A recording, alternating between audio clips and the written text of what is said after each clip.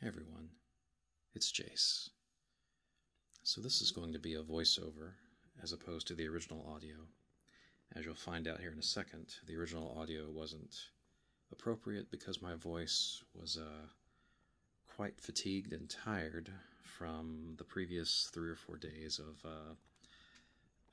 well, staying up late, screaming, shouting, cheering the bands at Bonnaroo. And here's a quick preview. Let me see, I think it's coming up right about here.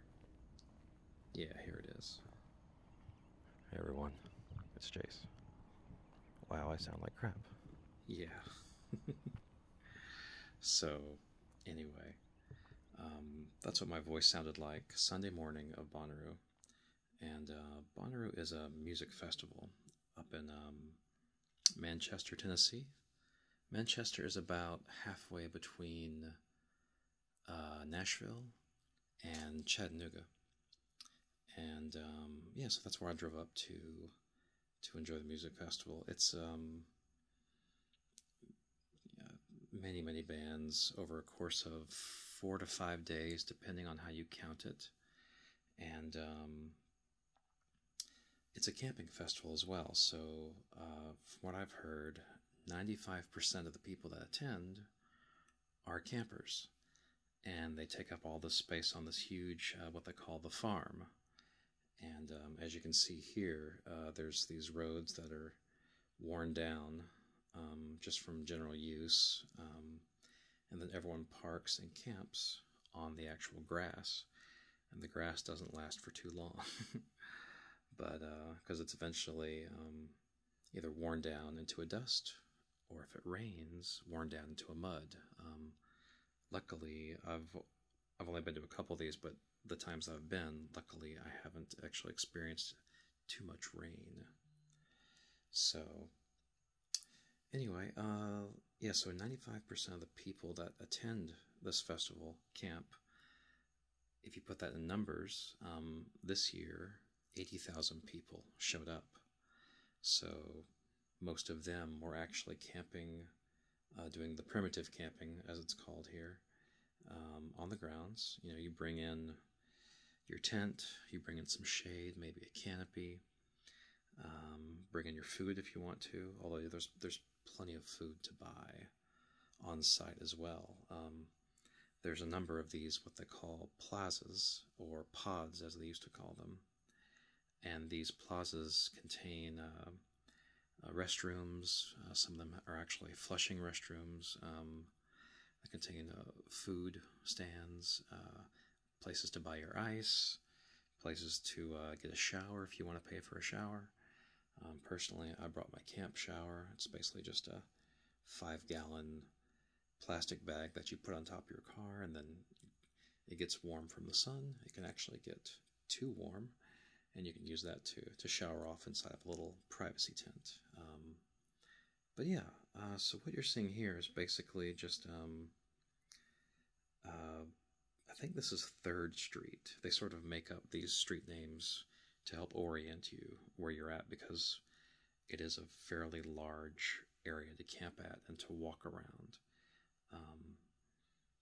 But yeah, these plazas are, they're basically little survival helper places where you can sort of restock on whatever you need, whether it be food or ice or whatever. And this year, these plazas, they've actually turned them into little miniature music venues as well, where there are actually after-hours events being held. But yeah, you can see, I think right here, let me see, where am I? If you're looking to my left, you'll see there's lots of cars parked without any camping. And I can't remember... Oh yeah, okay. And if you look straight ahead, there's several tents that are there without cars next to them. See, normally where I normally camp, you park next to your car, you camp next to your car.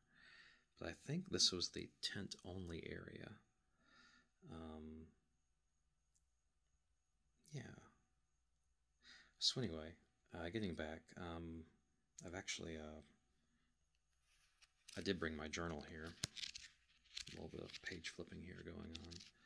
But the reason I brought my journal is because I tend to forget who I saw, when, and what day, and if I like them or not. And so I actually made sure to write down who I listened to on the days that I listened to them. So let's see here, Thursday, June the 13th. That's the day I actually drove in to get set up at my campsite. But yeah, let's see here. I saw Jack Harlow at this tent, the Nude Party at that tent, Magic City Hippies at that tent, and Sun Squabby at this tent. And the reason I say this tent and that tent is because those are the actual names of the tents. They have stages. They have the what stage and the which stage, and they have the this tent and the that tent, and they used to have the other tent, but now they just call it the other because they actually turned it into a full-fledged stage. There's also the Who stage, which used to be the Sonic stage, and that was from the last time I went there back in 2013.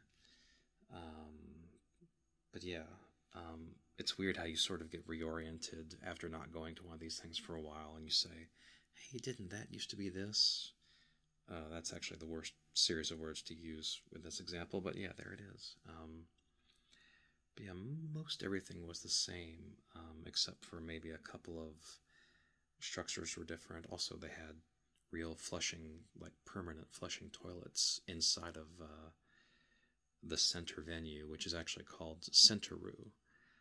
So like most of the camping is surrounding you, most of the camping around Centeroo is to the north and to the east of it. So I'll put a link to the map in this video, and so you can sort of check out that map. I think it's a PDF actually, but yeah. So anyway, yeah, so that was Thursday's lineup. I really enjoyed Sun Squabby. They have like this funky vibe thing going on, really relaxed. And it was, and I've listened to them before, and they reminded me of a band I used to listen to called Big Ass Truck. And so that's why I really wanted to see Sun Squabby. And they delivered. I really enjoyed that. And so that was, I guess that was that Thursday night? Yeah, that was Thursday night. Okay, so let's see here. On Friday, I saw Rival Sons, who are just, a pure rock band, really solid. I saw Parquet Courts, which I think I only stayed there for a little bit. And then I saw the AJR Brothers on the Witch stage. And then toward later that night, there was Childish Gambino on the What stage. And the What stage is the largest stage. It's where they can pretty much fit everyone if they have to. So I saw Childish Gambino, who is actually one of the actors from the Community TV show. What's his name? Glover. Not Danny Glover. Donald Glover. That's his name. And yeah, so after I saw Childish Gambino, I saw Fish for a little bit, Phish, and they're like a jam band. Some people compare them to the Grateful Dead, kind of, but because they have like a huge following, just themselves. So yeah, there was Fish, and I saw Gojira just for a little bit before Childish Gambino. Gojira is more of a harder, heavier rock. Wondering if I'm getting my days mixed up here. Looking at my notes. Of course, I was, half hydrated and sleep deprived when I wrote half of this. But yeah, let's see here. Oh, Brockhampton. I saw them at the Witch stage as well. definitely want to see them again, although I think I only saw them for the last 2 songs at the Witch stage. Okay, let's see. There's a couple more that night, but I didn't really dig any of that. Okay, so let's go on to, let's see here. Saturday. Let's see here. Saturday I saw the Record Company on the What stage, Hippocampus on the Witch stage, and by the way, Record Company is another good solid rock band. DeLacy on the Who stage. I think I saw a couple of songs from them. It was just 2 people on stage. I don't know their backstory, but they were decent. Maren Morris on the What stage. She brought a great crowd, and she's just got a lovely voice. I think I stayed for the entire set of that up until the last song, so I could make it over back to the Who stage to see the New Respects. Love them. I've seen them like actually 2 or 3 times this year already at other festivals. But yeah, let's see who else. Quincy, which is Quinn space capital X, capital C, capital I. And I saw them at this tent. I basically got lunch at one of the food trucks. They have this thing called the food truck oasis, where it's basically just 5 or 6 food trucks lined up and really good food. I got something called a roti roll rice bowl and sat down and watched Quincy play. But yeah, let's see here. Later on, I saw John Prine, who's a much older musician, and he's got a huge catalog of music. And it was weird because John Prine was, he's got all these stories from the past of making music with all these other people, and I went to the front, not to the front, I went about halfway in to the tent. He was playing at that tent, and I went about halfway up, and I'm like, okay, cool, but I kind of want to get out of because it was, it's hard to see the stage really well when you're right up against it, and there's not much of an incline. So what I did, I got further back out of the tent, and where you can see the monitor. They have usually these huge monitors where they show close-ups of what's going on the stage. And what I did was I just sort of took it all in for a moment and noticed when he was telling his stories, people were just quiet. They were listening. They were very intent on hearing what he had to say, which usually at these shows, there's lots of energy, there's lots of people hollering and hooting and whatnot, but it was almost as if he was the grandpa telling stories to the grandkids. And when I looked over to my right, where the monitor was, and this is outside the tent, there's hundreds of people just sitting down in front of this monitor watching him on the monitor, because they couldn't see the stage, of course, because it was too far away. But it was as if it was story time with John Prine, and that was just really cool. So yeah, let's see here. I wrote down some of the people he played with. Kelsey Weldon, and his son took the stage too with him at some point. But anyway, after that, I made it over to the Witch stage to watch The Lonely Island, basically the writers, comedians that formed the fake but turned real band. Anyway, they were fun. And they were the last show I saw on Saturday night. Let me see, let's get back to the video here. We're actually passing some of the showers that you can pay for on my left-hand side. And to the right-hand side, you can sort of see kind of the setup that I had, similar to the setup that I had, where you're parked right next to your campsite. And it's like parallel lines of cars, and then people camp between those 2 lines of cars. and in between is an access that people can actually drive out if they need to go. Also, security is handled. It's not even called security, it's called safety there. Safety is handled by many people, but also they have some people in golf carts, but mainly the safety is handled by officers, or not really officers, but staff who are on horseback. So occasionally you'll see pairs of them on horseback walking through, just sort of monitoring things. And that makes some sense, actually, when you think about it, because horses can go where golf carts can't, especially when it rains and gets muddy. So yeah, that's interesting. And the fact that they use the word safety and not security, like I didn't see the word security anywhere in Bonnaroo this time, nor the time I went back in 2013. So yeah, and you see there's lots of clouds today. It almost rained. No, wait.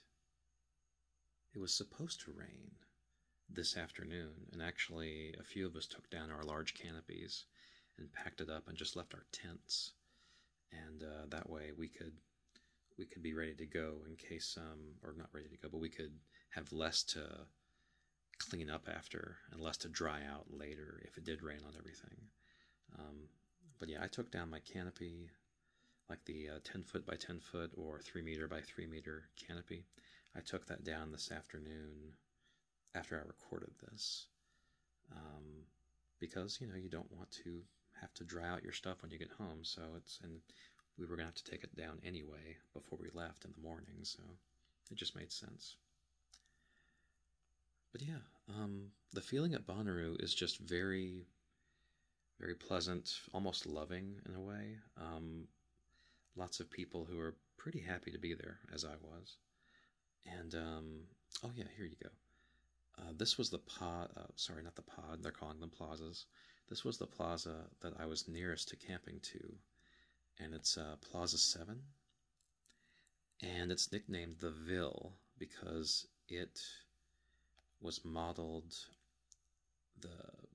the scene of it basically was modeled after Nashville, so the Ville, Nashville.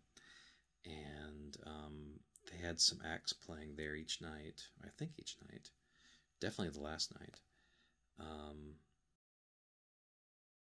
I don't think I actually saw anything there, but if you, because I was always somewhere else, but if you look behind the Ville, and we're going to go in here in just a little bit, if you look behind the Ville, that is called the Grove. And the Grove is just a nice shady area with some trance or ambient music playing. And people actually like to go back there and sleep for the night. They'll bring their hammock, and they'll tie it up, and they'll crash. And lots of people will do this. In fact, we're going to take you in here in just a little bit.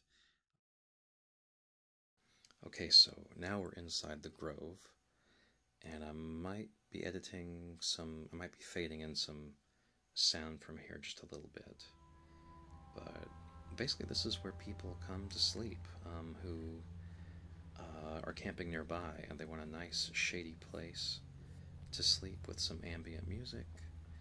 And as you can see, people are just hanging out. Again, this is somewhere 8 a.m. in the morning. Actually, I think I recorded this before I recorded what I showed you previously in this video. So, yeah, just, it's, I mean, very peaceful in here. You're away from a lot of the sounds of the campgrounds, and there is some ambient music going on, but it's pretty chill. It's actually very repetitive as well. That's the only complaint I had about it, because I was camping pretty close to here, and I heard this same music over and over again. It was on a pretty harsh loop at one point, one night. But yeah, so we just exited the Grove, And we're back at the plaza. Plaza, pod, whatever you want to call it. But that's about it. Yeah, so this is a slice of the Bonnaroo campgrounds. Pretty much, and I might tick off someone by saying this, but pretty much my favorite music festival to go to currently.